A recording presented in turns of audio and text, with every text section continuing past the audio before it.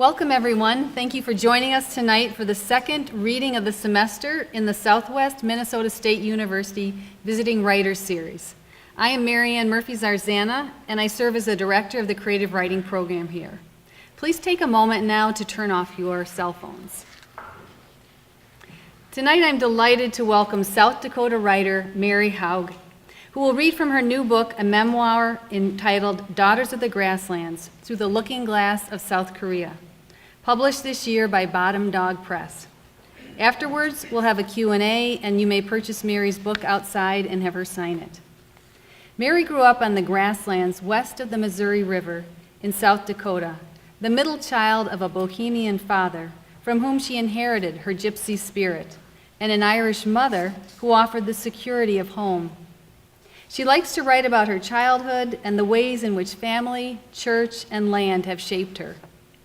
This book began during her time as an exchange professor at Chungnam National University in Daejeon, South Korea. That experience sparked memories of South Dakota. When she witnessed an ancestor veneration ceremony, she remembered a prairie cemetery near her childhood farm.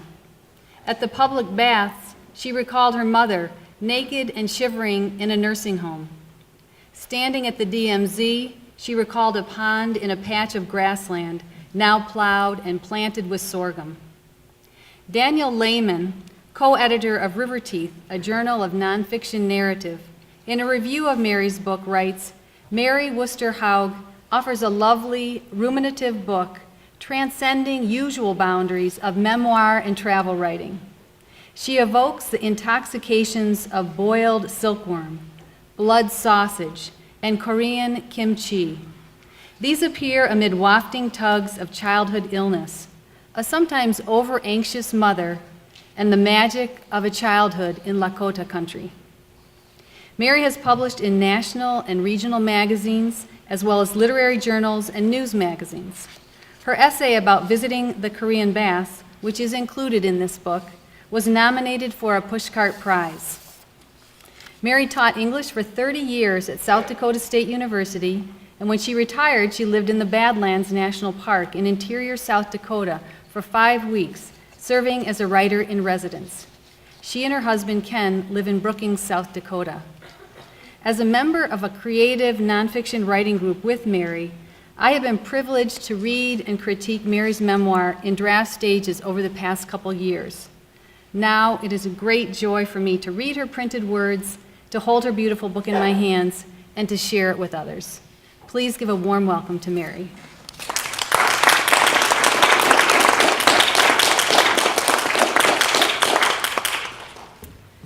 Thank you. I rarely use a microphone because I have a really loud teacher's voice. Is this at the right level? Up, down, is it okay? It's kind of bothering me, actually. The chapter I'm going to read tonight came from our experience. My husband and I lived in Daejeon, South Korea, where I taught. And we took a tour a USO tour up to the DMZ, up to the border of North and South Korea. And I thought I was writing one kind of chapter, and it sort of evolved over time into a very, very different look at the DMZ and a very different understanding of what it meant to stand at that border. It was a totally surreal experience. I kept wondering, why are they taking us up here? And why am I going? But I'm glad I did it. It's one of those things I'm very happy I did. But it's just so strange to stand at a border and see armed guards and know that there's something like 1 million soldiers standing along that fence that divides North and South Korea. I want to say just a little bit about the USO tour before I read the chapter. I think part of the reason I was drawn to go to the border was a MASH episode, and perhaps some of you remember this, where Hawkeye gets in a Jeep and drives up to Panmunjom and walks into the Military Armistice Commission building where the negotiators have been sitting around a wooden table for months arguing over who owns more inches of land beneath the table. And he chews them out and says, young men are dying and you're arguing about whether one side has 12 inches and the other has 11 inches under this table. Also, I grew up in the shadow of the Cold War, the 1950s, and so there were memories of that I sort of haunted me, I guess. We began the tour at Camp Casey in Seoul, which is just down the hill from the U.S. military base in Itaewon. We went up along the East Sea, the coastline, and the closer we got to the border, the more we began to see signs out in the fields or out in the grasses that warned us of landmines. And we later found out in the 2011, I asked the guide, Will, who was a young military man, any of these landmines ever go off? He said, no, only when a deer steps on them once in a while. But in 2001, they had them during the monsoon season. 2011, during the monsoon season, heavy rains caused landslides around southern Seoul, and they dislodged several mines. So they're still active mines, but they were able to defuse them. We stopped our first checkpoint. We went through several military checkpoints where there were wooden guardhouses, and then they would come on the bus and check our passports and go through our bags and things like that. And that's where we met Will, who was the young man who spent the day with us on the bus. 40,000 American troops are still stationed around 40,000 in South Korea, but only a handful of American troops serve at the border, which I was not aware of. I thought a lot of our troops were stationed up there, but he said no, there are very few of them. And it's actually, Will had to be among the elite in the Army if he got a post at the border, and it's a pathway to promotion for young military men. He gave us a lot of instructions. We couldn't point, laugh, or make faces at the guards, as if any of us would. I would think we wouldn't be that dumb, but who knows. We couldn't have on muscle shirts or shorts, so I had to go change. And the reason he said, if you show up looking sloppy, North Koreans will use it as propaganda to say that Americans are an inferior person. We also couldn't wave at the guards because they said people waving would be a signal to the North Korean guards that we wanted to defect, that we wanted to get out of South Korea or the United States and come over and live there, which we all want to do, I suppose. And then we had to sign a waiver that read, the visit to the joint security area of Panmunjom will entail entry into a hostile area and the possibility of death as a direct result of enemy action. And even though I signed that, I still wasn't concerned. I thought we're perfectly safe, and we were. I'm here to tell it. At Camp Boniface, there was a golf hole that had been on the cover of Sports Illustrated magazine, which called it the most dangerous golf course. And then a sign near the course, or near the hole, read, "Danger, do not retrieve balls from rough live minefields." There was a gift shop at Camp Boniface selling coffee mugs, golf balls, baseball caps, books, and camouflage for children. It was just weird. We're in a war zone, and there's a gift shop. We went down one of the tunnels. There's a network of 4 tunnels that run under the border.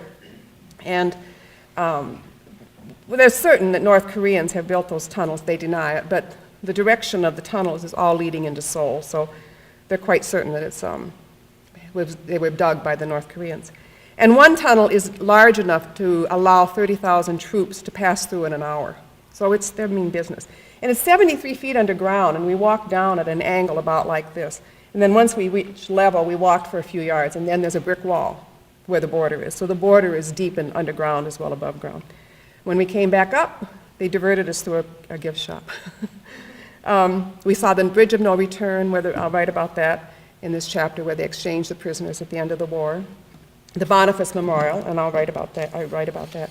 There are 2 villages on either side of the border. Daesongdong is a village on the south side, and a number of South Korean families lived there who grew up on those lands, and after the war they were able to come back and farm. They have voting rights, they're exempt from military service. They farm 17 acres, which is 5 times the average farm size in South Korea, 17 acres. And they live in government-built housing with high-speed access, internet access. They farm under an armed guard to protect them from the North Koreans, and they have a curfew, and if they're ever out after curfew, they could be shot by their own side. And Kingjongdong is the village on the north side of the border, and according to Will, those buildings are just fronts. There's nothing behind them. They run buses back and forth every day saying that they're busing happy workers to work, but he claims there are no passengers in the bus. So, and they have loudspeaker over there that plays a song all day long with the lyrics, "Today the world is constantly envious of the North Korean people."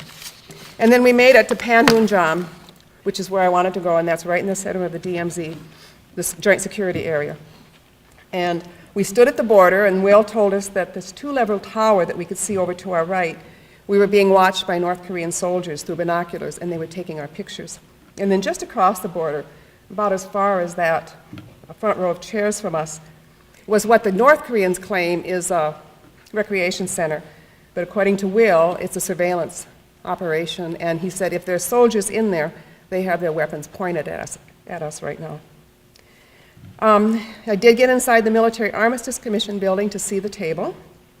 A massive ROK, Republic of Korea soldier, stood at the end of the table. To serve at the border, if you're Korean, South Korean, you must be at least 6 feet tall, you must speak fluent English, and you must have the skills of a Navy SEAL. So they are the elite of the South Korean Army.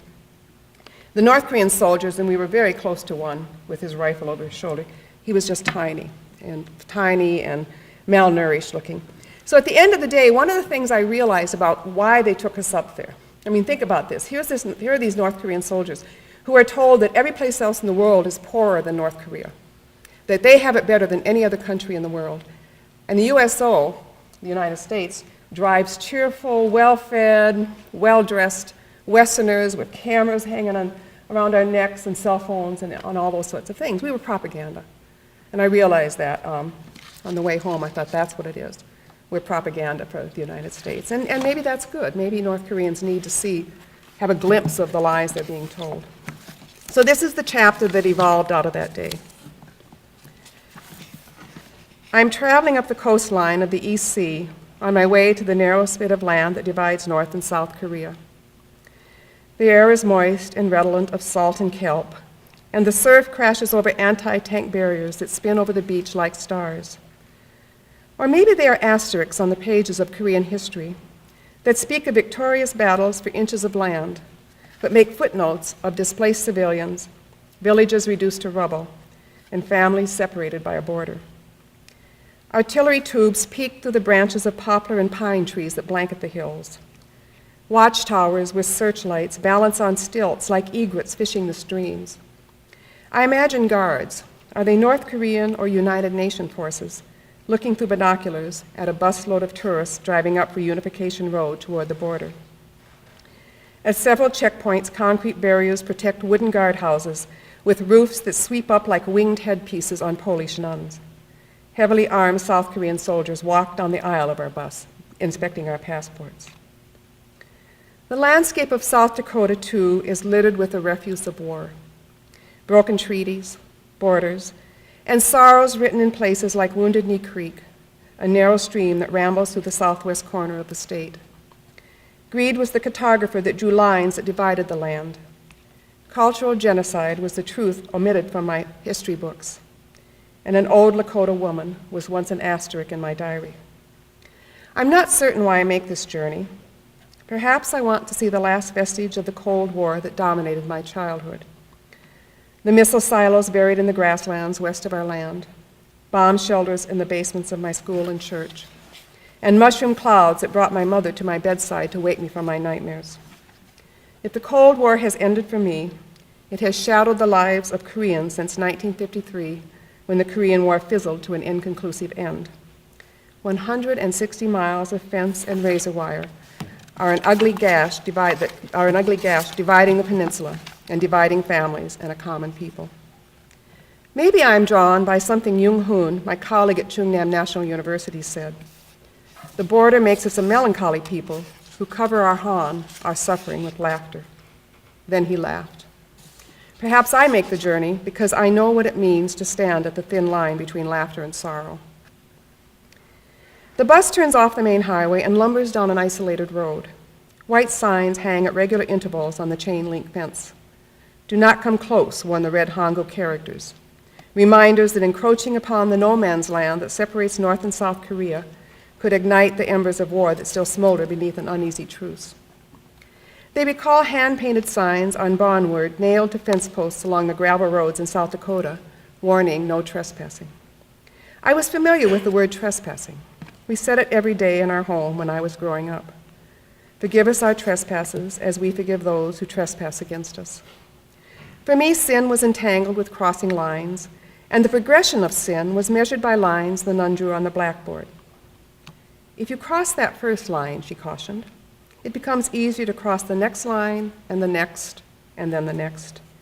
She punched the lines with a piece of chalk, raising shimmering swirls of chalk dust that drifted across the room. until finally she said, looking over her wire-rimmed glasses, "Your soul is covered in black spots of sin." I imagined pepper on mashed potatoes. Brown birds huddle on bushes in an open meadow. They startle at the rumbling of the bus, scatter like buckshot, and fly toward North Korea. Their wings are brushstrokes on a parchment of sky and bring to mind scalloped edges on boots, the leather ruffled with wear, the soles not much longer than a baby bird.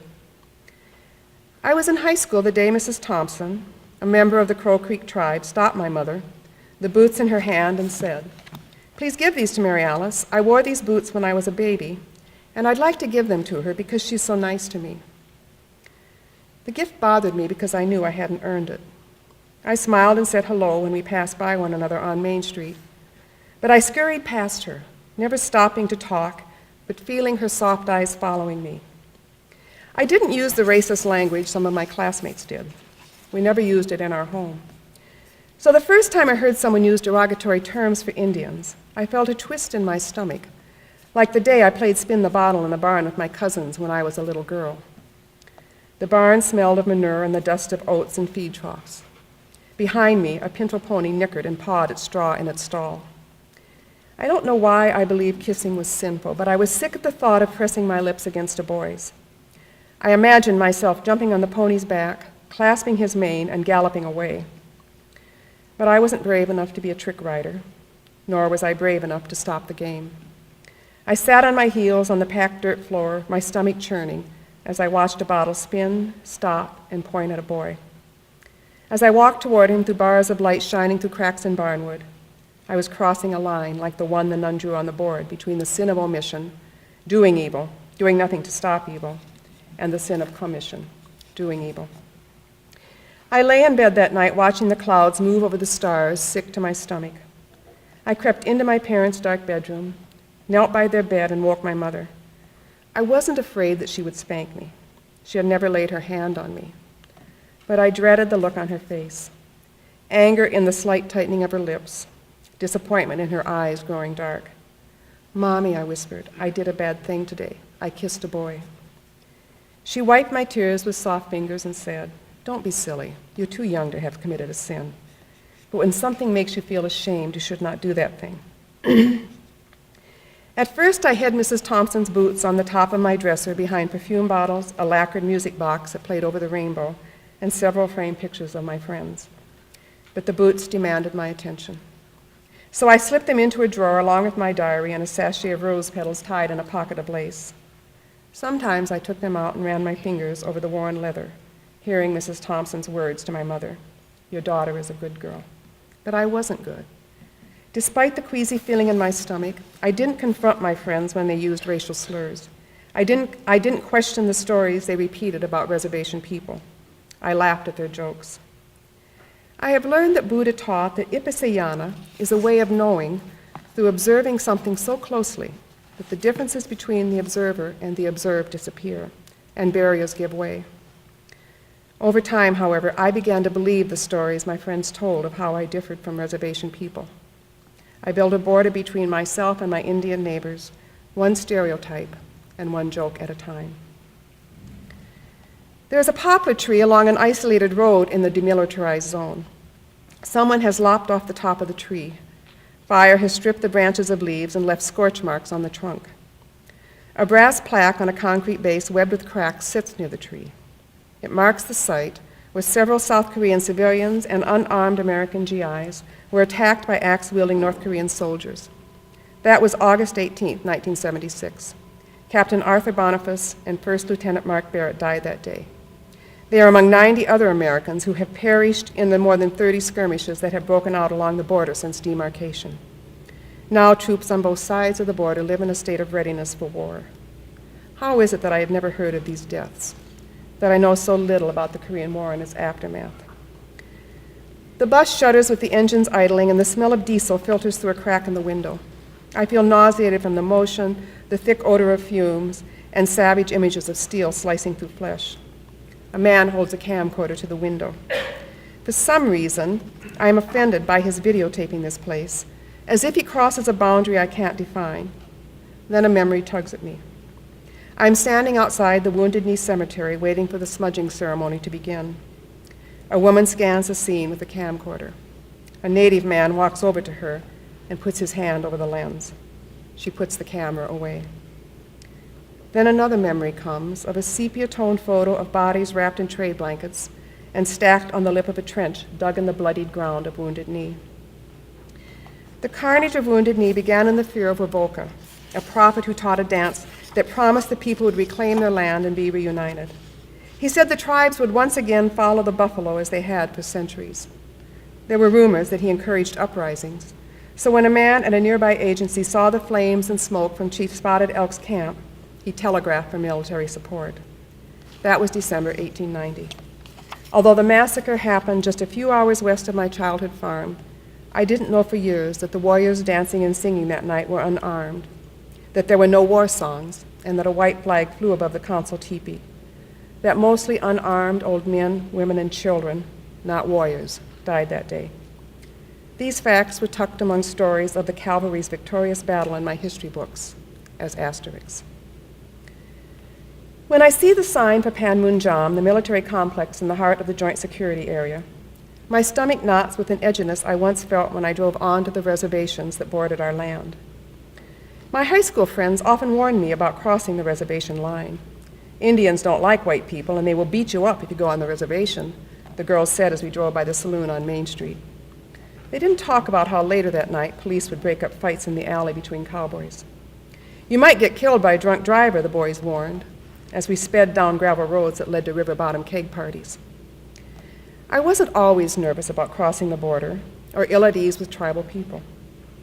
When I was a little girl, my family sometimes watched with seepies in the village of Lower Brule on the river bluffs, the drums rattling the ground beneath my feet and the singers' voices echoing over the river. I wanted to join the dancers and twirl like they did, so fast that the rhinestones on my beret would be shooting stars. But I didn't dance. To join the circle of dancers uninvited seemed intrusive, like a Protestant standing at the communion railing in a Catholic church.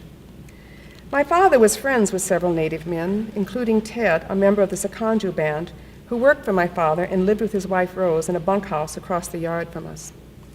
I must have been about 4 years old, so my recollections may be faulty. But I see Rose chatting with my mother as the women worked in the kitchen. My father and Ted are holding pheasants in their broad hands and slicing the flesh with knives.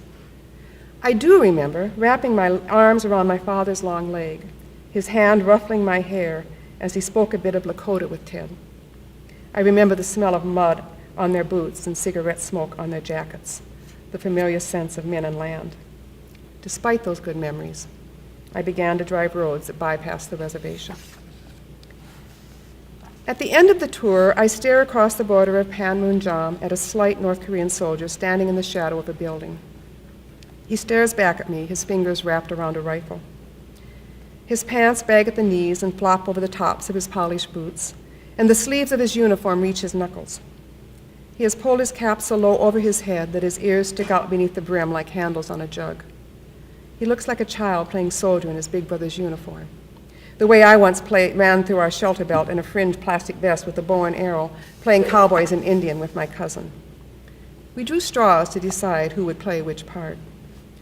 Being the Indian meant being the underdog, and even though it was just a game, I crept behind tree trunks, fearful of being caught in the sights of her six-shooter before I could point my arrow at her. I recognize that feeling here in the fierce yet frightened expression in the young soldier's eyes. I want to reach across the border that makes us enemies, touch his smooth face, and tell him he has nothing to fear from me. Borders, physical and imaginary, can both divide and connect people, depending upon the choices we make. In 1887, the Crooks Commission divided the Great Sioux lands into 6 reservations and opened up a pathway for travelers to follow. Miners came through to stake claims on the veins of gold that ran through the mountains of Pahasapa, the Black Hills. Ranchers staked their claims on the land. Lines drawn on paper that day delineated not only the borders of those reservations, but the lives of people who would live on either side of the border in years to come. The border that runs on the diagonal across the Korean peninsula was drawn at the end of the war in 1953. Rear Admiral Matthias Gardner reportedly paused only for moments before pointing to the 38th parallel and asking, "Why not put the border here?" His impulsive decision has separated people from their families for years. Jung Hoon's father was one of those who left North Korea during the prisoner exchange at the end of the war. My father walked over the bridge of no return, he tells us, as we drink a beer after I lectured on Native American literature for his class. My father always hoped he might one day cross back over the bridge to his homeland, but of course he never did. We call it the irrevocable bridge because we can't take back some choices. He rubs the frosty mug with his thumb and wipes away the condensation, saying nothing for a moment. That was the last time my father ever saw his brother.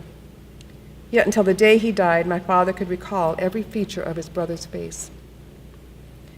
Though I can't picture Mrs. Thompson's face, I do remember her dark eyes, the flat buttons that dangled from loose threads on her coat, and her faint smell of shampoo mixed with something fried.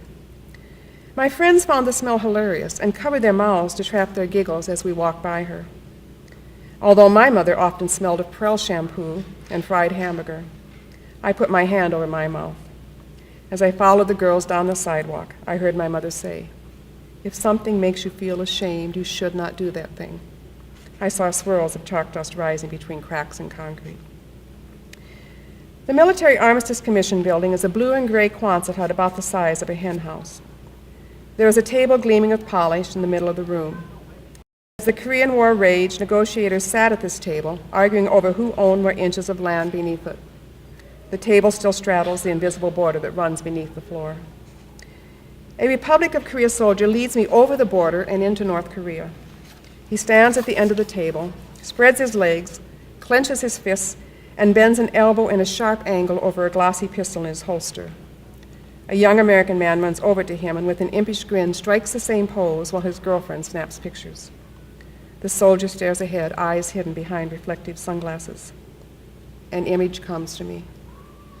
I am perhaps 6 years old and standing in front of an old Indian man sitting on a bench outside a souvenir shop in Rapid City, South Dakota.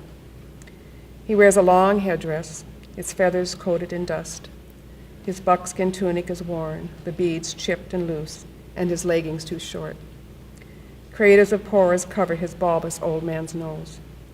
His knotted hands rest on his knees, his bones peeking through the leather. Fingers come from somewhere and tweak his nose. People laugh. I hesitate. Something feels wrong about laughing. At the same time, he doesn't seem real to me. He is simply a relic, like the arrowheads my brothers found poking up through the pasture's sod. And so I laugh. The old man doesn't flinch. He stares ahead with cloudy eyes. I feel hollow at the memory, and I'm suddenly weary and anxious for the tour to end. I cross back over the border and lean against the wall, watching people line up to have their pictures taken next to the soldier, making peace signs with their fingers. Out the window, beyond the imposing North Korean administration building and the armed guard standing in its shadow, a patch of blue sky rises above the scorched hills of North Korea. It was a windy day in the fall of 1991 when I stood outside the Wounded Knee Cemetery on the Pine Ridge Reservation. All around me was the landscape of the Lakota. To the east, Makasika, with rainbow-tinged spires and gullies. To the north, Mathopaha, a single hill that thrusts itself from the foothills, its summit a place for prayer and visions. To the west, Pahasapa, the heart of the Lakota Nation. To the south lies Fort Robinson, where Crazy Horse was killed. The grasses bent sideways in the wind, their feathery tops nearly touching the ground. I imagined the pounding of hooves as the cavalry rode to forts, and the squeaking of metal wheels as they cut deep grooves in the sod.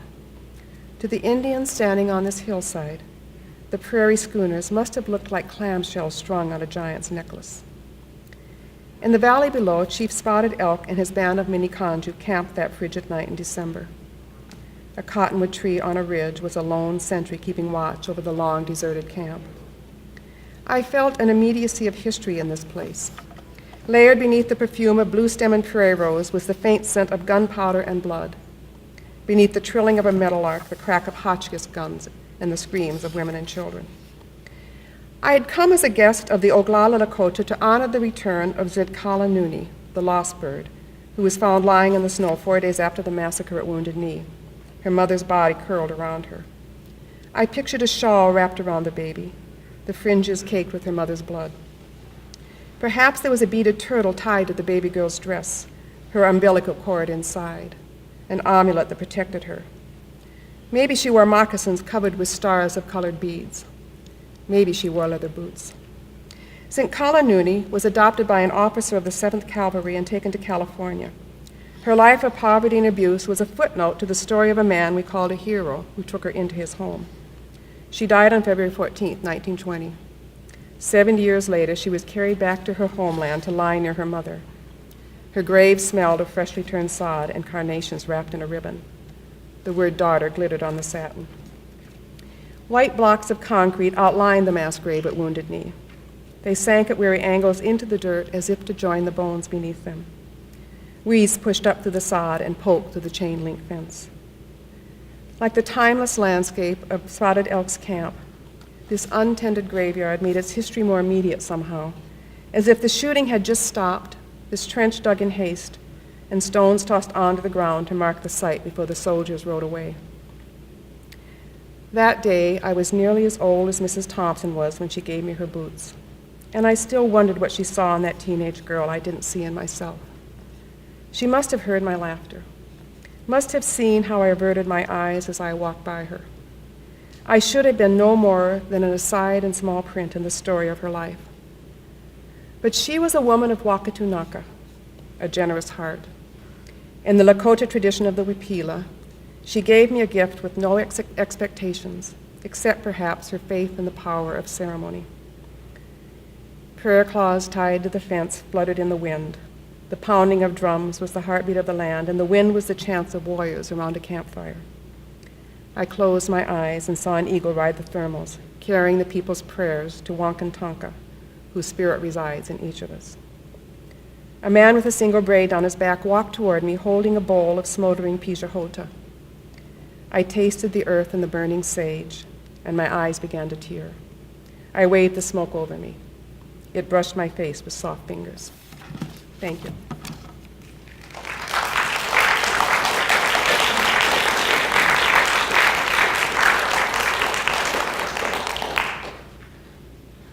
Questions?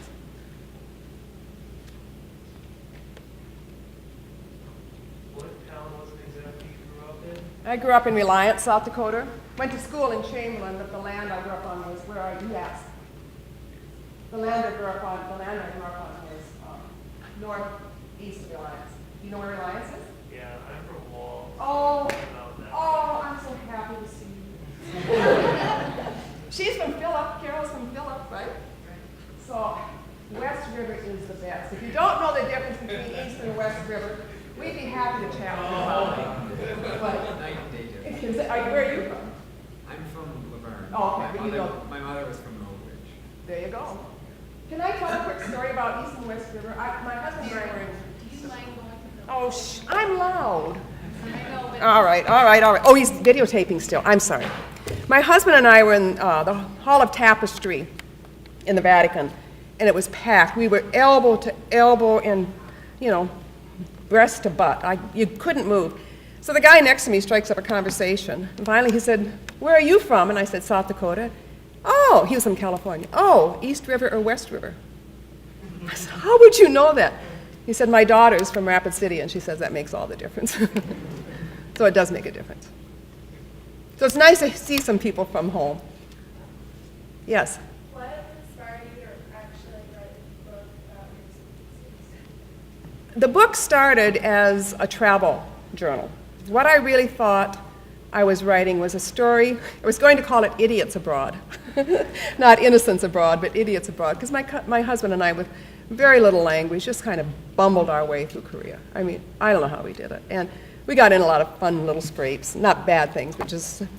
But then I joined this writing group with four, including Marianne, with four young women doing creative nonfiction. And they kept pushing me to write more about, well, I take that back. I wrote about going to the public baths, and I opened the chapter with a scene where my mother's sitting over our large illustrated Bible with my little brother's crayons, coloring dresses on naked women in the Bible. And they said, "What? Your mother colored dresses on women in the Bible?" I said, "Didn't your mother?" I thought everybody's mother did that. And they said, that's really interesting. There's a story there. You need to start pulling in. Do you have other stories like that? Well, I resisted for a long time. I resisted making a memoir because I didn't think my life was particularly interesting. I'm kind of private, actually. You wouldn't believe that at the end of it. If you read this book, you wouldn't believe I'm private, but I am. And so it sort of evolved into this memoir, which I wasn't intending to write. When I was in Korea, though, my mother's voice, I stepped off the airport in Incheon. She was a paranoid about illness and always afraid of being too far away from a doctor. I stepped off the airport and I ran into a woman who had a white mask, a surgical mask over her face. And I heard my mother say, "Oh, for Pete's sakes, there's a bird flu epidemic. Where are you going to find a doctor in this godforsaken country?" I mean, I just knew exactly what she would have said if she'd seen me at that moment. And she followed me. Her voice came to me throughout Korea, but I still hadn't planned on writing it. Did that answer your question? Yes, thank you. Yeah. Have you gotten any feedback from readers of this book that's particularly interesting? A lot of people are saying that they understand that they can make connections with it. That well, mostly women at my age and men my age, which sort of surprised me. But I've had some younger people say they like it. Can I tell my favorite fan story? If you get a book published, be ready for whatever. So I gave the copy of the book to my daughter's babysitter, the woman who babysat her the first six years of her life, and I love this woman to pieces. So she wrote a very nice thank you note in which she said, I read in the bathroom, and I'm getting quite a bit of the reading done. So, okay, well, that's nice. Well, then I ran into her about 6 weeks later, and she said, "I haven't gotten very far. I've started taking Metamucil. I just hardly spend any time in the bathroom." I want to marry her. I love that woman. I mean, she just said what's there. So you don't get a big head when you get responses like that, right? I'm bathroom reading. I'm chicken soup for the soul, right?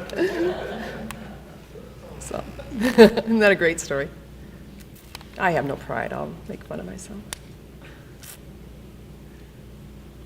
Anybody else? Yeah, Carol? I know you have siblings, and always there's a concern about somebody writing a memoir and whether or not your perspective of your family is the same as everybody else's. So what kind of reaction did you get from your siblings? Well, the first thing I'll say is in the process of writing, I did not let them get in my head. I did not have my mother or my 4 siblings over my shoulder at any time because I knew if I thought about what they were thinking, it would change the book. She knows my brothers. Jim is whatever, it's good, right? Whatever. My youngest brother, Kevin, they're all 3 writers, by the way, so I have 3 brothers who are writers. He talked about the language. He said, "You have some really graceful moments in this book." But my brother, Terry, my middle brother, said maybe the most interesting thing. He said, "The book introduced me to a woman I never knew, and I thought he meant my mother." And a friend said, he's talking about you. He didn't know you because I didn't know the woman I saw in this book. So, and my sister really thought that I captured my mother's voice. That's what she noticed. But did they all agree that we had the same experience? No. All 5 of us saw a different woman. In me and her, I guess. But if you're writing and if you have, siblings or friends or whatever, parents, you have to get rid of them. You cannot have them hanging over your shoulder.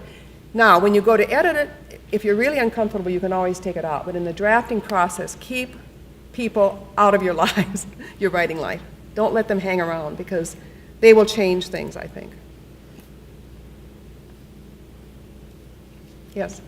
When you're working on a memoir about something like this, there's so many different parts, history and political situation. What's the sort of measurement of straight-up memory, research, and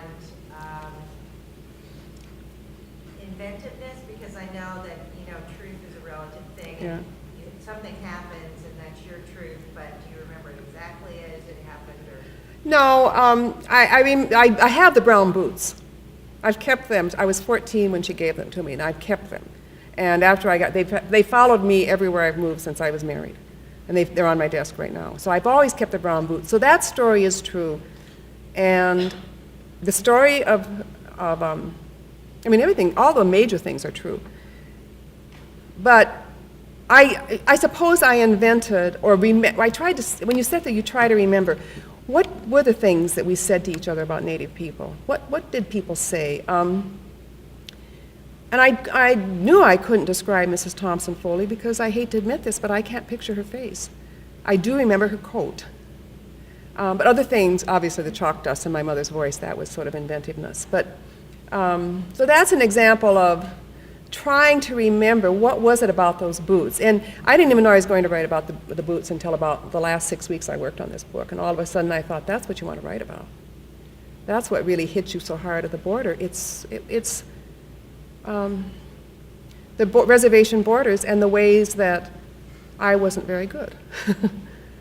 And Mrs. Thompson's boots, I've decided are the epitome of a gift, because she gave me those boots with no expectations, and I hadn't earned them. And I think that's a definition of a gift. And I think the gift she gave me was someday I would grow up and be a better person. That's what I've decided. But that all came later, and perhaps I've invented all of that. I guess I was kind of even more interested in the idea of research. Oh, I did a lot of research. I took tons and tons of notes in Korea. I kept a journal. I think I filled 2 journals. Then when I came home, though, I did a lot of research to make sure I was right, because the language difficulties were quite bad for me. I had a lot of trouble understanding, and I just had to go back and research. Is this really what Haho Village was? Is it really what the DMZ was like? I went back and looked up information on the USO tour to make sure I had at least the points that we went to right. So it's a combination of research and the more you write, the more things come to you, some of which is probably invented, some of which is maybe memory that's been told, and stories I remember that I had forgotten. I mean, who knows? Maybe a third of each. Maybe a third research, a third memory, and a third inventiveness. Although at the library reading today, a woman who used to teach psychology at State said that you had no memories at 3. Because I write about remembering being in the hospital at 3. She said, you didn't have that memory. You don't remember 3.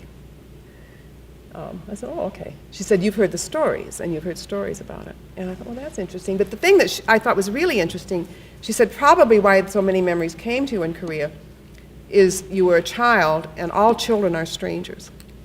And when you went to Korea, you were a stranger again. And I think there's some truth to that, actually. I think that maybe was true for me. Being out of the country and being a stranger, not having the language of most of the people we were around, really sort of took me into a different place. I didn't answer your question very well. That's great. Okay, thank you. Thank you. Yes, Carol. How did you come up with the title? I don't know, and actually I got to pick, that is my title. I didn't get to pick the cover image. This is like a sunset, and I know I'm in the sunset of my life, but I didn't think I wanted it on the cover of a book. But he said he would pick the cover.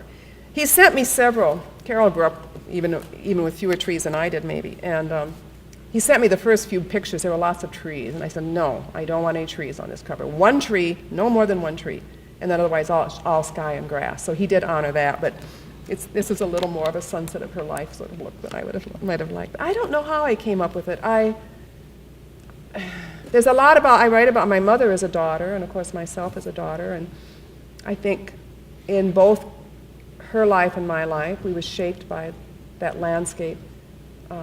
I tended to like it more than she did. I think she was more uncomfortable out in that isolated area than I was. I loved it. I loved being far away from people. Not as far away as you were probably, but a ways. Yeah. Where are your parents from? Pardon me? Where are your parents from? Lyman County, which is where my farm is. My mother grew up on one side of the county and my father on the other, and they met through church, of course, Catholic. He's Bohemian, she's Irish, but you're going to have to marry a Catholic. So they met at church, in Reliance, at St. Mary's in Reliance. Yes? You mentioned one of your brothers read the book and said that he encountered a woman he'd never known before.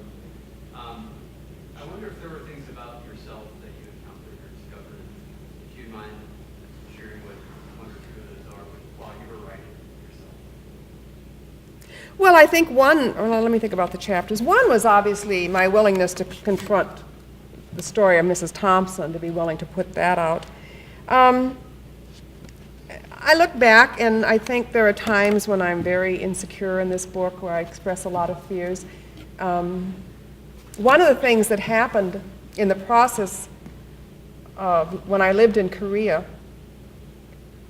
was when I was pregnant with my daughter, I had a very challenging pregnancy because my blood pressure shot way up, and I was on the edge of preeclampsia, so they induced and did all sorts of things. Well, to make a long story short, I had to have a kidney removed, and they told me I couldn't have any more children. And I called a Catholic woman to tell her that. And I said, can it have a vasectomy, because I couldn't have any more children because it was too dangerous. Now remember, this would have been 41 years ago. And she said, what? And I said, the doctor said it could be a stroke, heart attack, or worse, and I can't believe he had a vasectomy. And that's the only thing she focused on. And what I began to realize as I was working on that chapter is I would not talk about that health. When people said, why do you have only one child, I wouldn't answer that. I didn't tell the truth. I would say it just didn't happen. I could not bring myself to say, I'm unhealthy, we had a vasectomy, so it wouldn't happen. Because of that, I just felt total rejection, total shame. And I didn't know how much I was affected by that till I started to write about that. And then I realized that really tore me apart in ways that I couldn't even acknowledge. That phone call just devastated me. And I came to understand how much it devastated me as I was writing this. I think one of the other things that maybe came, I can tell you another one. I have one more example. My mother really struggled with my feminism. She really did not like it. And we went through a pretty tough patch over that because she saw me as increasingly outspoken and, I was a feminist, and she didn't like that. And I mostly got mad at her, and I just looked at her as being not with it, and yada, yada, yada. But in writing this chapter, I began to piece together, and the more I thought about it, the more I think I understood what I was doing to my mother. I'd been mad at her for what she was doing to me. And then I began to think more and more about, I get my mother. What she saw in my feminism was a rejection of everything that she had clung to and that had made her who she was. I was the one that was challenging her. I was the one that was getting in her face about things. And I think it really helped me understand her better, and that was really helpful. That was actually very helpful for me. We were fortunate enough the last 5 or 6 years of her life, we really came back together, and that's when she started telling me some stories, and our last years were really good. That was a tough time for women, though. It's a tough time for women my mother's age, and then they see daughters moving into a different world, working, and it was kind of tough. Did that answer your question? Yeah, great. Thank you. And there's others, I'm sure, but I never intended to go into these deep places. It's a shock to me still that I did, and that I've actually published it. That just surprises me that I've opened myself up as much as I have in this book. My writing group said, this is some advice for those of you who choose to do memoir particularly, you have to trust the reader with your story, and they have to trust you. They have to trust that you're being honest, and you have to trust that they will know that they will accept your story without criticism or without, seeing less of you. You have to trust the reader, and the reader has to trust you, which I thought was really interesting. So I tried to think of that. Yes? Could you talk about your next writing project? You think I should? If you're comfortable. I'm working on a book right now, and I'll see if I can set this up. In the 1950s and early 60s in South Dakota, and probably anywhere in the world actually, we had no concept of lesbianism. I didn't know what it meant. I didn't know the word. Well, there was a woman now remember, this was a small town. There was a woman in our town that, she was 8 years older than I was. And we all kind of watched her transition from a woman into, she became sort of a James Dean cowboy, if that makes any sense. I mean, she had the James Dean kind of look, but she wore cowboy boots and blue jeans, and she had a cowboy hat, and she carried a rifle in her car all the time. She had an IQ of 70, so she dropped out of 8th grade. I mean, she had no future. No potential, really, poor thing. she fell in love with and was dating a pretty 19-year-old girl, little redhead named Jean Stepan. Jean Stepan was also dating a 21-year-old man named Myron Menzies. At the same time, she took engagement rings from both of them. And I'm not sure what all that meant, and I'll mention a little bit later about the resources. But to make a long story even longer, on Memorial Day 1962, at the end of my sophomore year in high school, Beverly Waugh followed Jean and Myron down Highway 16 into Chamberlain and ultimately pulled them over, came around the corner and somehow jammed him up against the curb, and she got out with a .22, went over to the car and opened the car door, and there was a little bit of a talk, and then finally she was saying, "Get out of the car, get out of the car." And finally Myron said, "Why should I do that?" And she said, "Because you're engaged to her." And Jean Stepan sort of whispered, "We still are," and she pulled the trigger and killed him. And there were 2 trials. She was convicted of murder in the first trial, and then on the appeal, for a lot of reasons. Her appeal case actually set precedent in South Dakota for the judge's instructions to the jury in a murder trial. So she then was found not guilty by reason of insanity and sent to the state hospital in Yankton. She got out after 20 years. She went back to Chamberlain. She didn't last very long. And then periodically she checks herself. She learned to be a barber in the hospital. And periodically she checks herself back in. And then she comes out and she goes back in. She'd be in her 70s now. So I went to the courthouse in Chamberlain, because that's where the trial was, and asked if they had transcripts. And the woman said, "I don't even know about this case. I'm not sure who you're talking about." And she said, "We destroy everything after 20 years. Well, she came back out and she had 2 discs in her hand. And she said, "They saved these on discs. Do you want to see them?" So I was sitting there looking at it, and I came upon a disc with nothing but the love letters between Jean and Beverly. So, I mean, I just have a treasure trove of information on this. But the big thing to me is just not going, in this story, if I get this done, it's not going to be salacious, and it's not really a murder story. To me, the real story is 2 girls from the same small town, one of whom, by accident of birth, had every possibility in the world, or at least many possibilities, and the other, by accident of birth, had none. And that's really what breaks my heart when I think about Beverly Waugh. And we weren't particularly nice to her, as you can imagine, as teenagers. So I have a lot of guilt, Catholic guilt, just all over. I mean, I feel very guilty about Beverly, but I will tell the story, I hope, if I get it done. I'm hoping to tell it with such humanity, because it breaks my heart when I think about her now. When I think about that relationship, it breaks my heart what happened to those 3 people. We'll see if I get it done. Anything else? Thank you very much. I've had a great day. I got to teach a class today, and I said to the students, "You're lucky I let you out, because it's been 6 years since I've been in a classroom, and I just kind of wanted to keep them there all day. I was so happy to be in a classroom again." I do miss students. I miss you a lot. So thank you very much.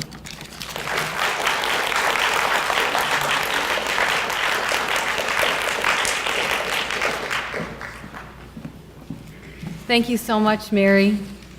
We record all these SMSU Visiting Writers Series readings on campus, and you may access them on the SMSU English Department Facebook page to watch and share with others. The next reading in our SMSU Visiting Writers Series will be spring semester, February 2015. We do not have a date set yet, so stay tuned. Jim Zarzana, SMSU English professor, will read from his 2nd novel, Mars Co. Triumphant, in his 4-book science fiction series, The Mars Co. Saga. Thank you again, and please come outside and buy one of Mary's books and have her sign it. Thank you.